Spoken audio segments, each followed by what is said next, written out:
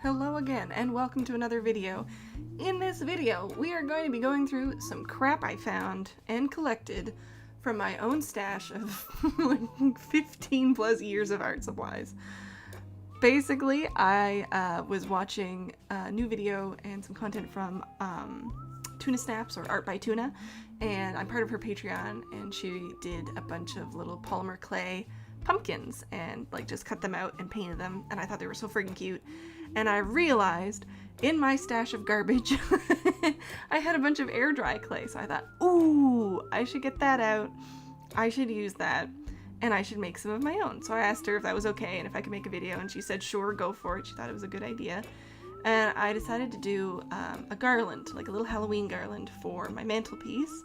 And I didn't have a ghost or a pumpkin cookie cutter, so I thought, oh, I'll just draw it by hand and I'll trace it out onto the thing and I'll cut them out and it'll be perfect. It's not perfect. It didn't work. It's messy. It made the edges all ragged.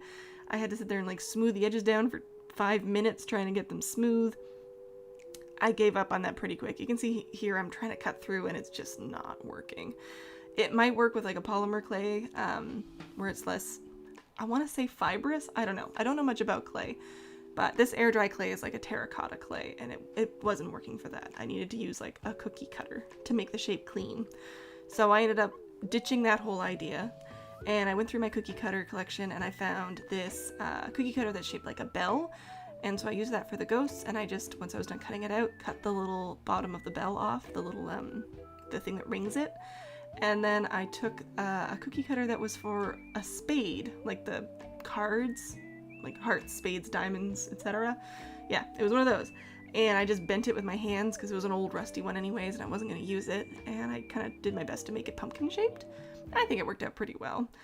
So I got all my shapes cut out. I rolled it out a few different times. I did all of this in my living room so I could use my rolling pin and have like a big stable surface instead of my art desk, which is a little wobbly. So that's why this is filmed in a different spot. But I got them all cut out, and then it is an air dry clay, but I baked them for a little bit instead at like 200 Fahrenheit for, I want to say 20-30 minutes tops. And then once they were all dried and hardened, I got to painting. These paints are also from my garbage pile of art supplies because they are old acrylics that we've bought over the years for different projects. So they're all like clumpy and crappy, but you know what? I'm using them up, so I don't care. And I also used a set of old brushes that I don't use for anything else for them as well. This was a great project to just like use up as much as I could out of my chest of many things.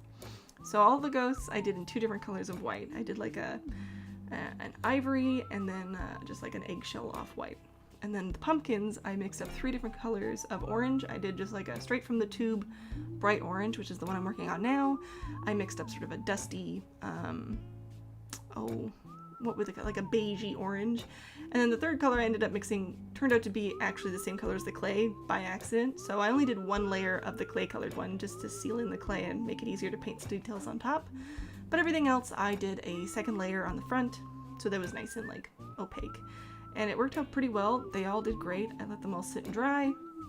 And then I went in and added these little stripes to all of the pumpkins to kind of give them a little more dimension. And I just mixed those colors up like one at a time and did all these little stripes. It turned out really cute. You'll notice too that in this video I don't have any of the normal side angle shots that I would have, and that's because my phone, my old phone that I usually use to take those shots, bricked. And then the webcam that I have that I used to try and record a side angle, at least from here on the desk, at the art desk, recorded everything in a file that my video editing software doesn't like to open. And I didn't think to check that before. I just was like, yep, record, go, record, yep, go. So, lesson learned for next time. These are all top-down shots today.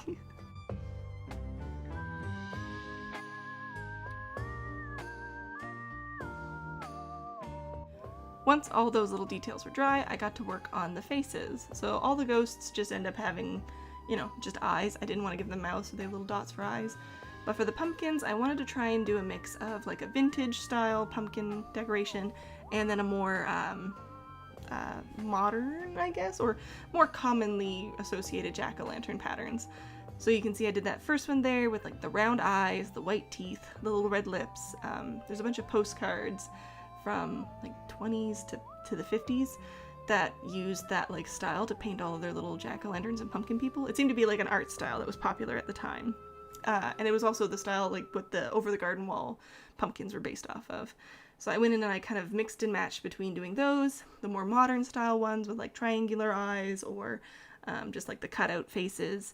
And then I tried to also add in just some that kind of looked a little bit somewhere between or like my personal art style. So they were kind of all themed together and would look fun in a row. I ended up doing all the eyes first, except for that one pumpkin, because I just wanted to test out the idea of doing the white-toothed mouth and seeing if I liked it or not. And then, after I was done doing all of the eyes on everybody, including the ghosts, I went back in and finished all the mouths.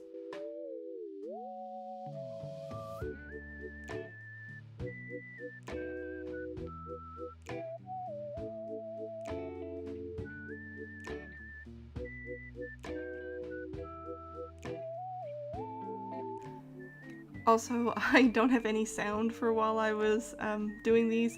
I didn't record, well, I recorded sound, I didn't keep it because I was watching Midnight Club and Halloween spooky game streams and just in general trying to keep in the mood of the season with some spooky stuff.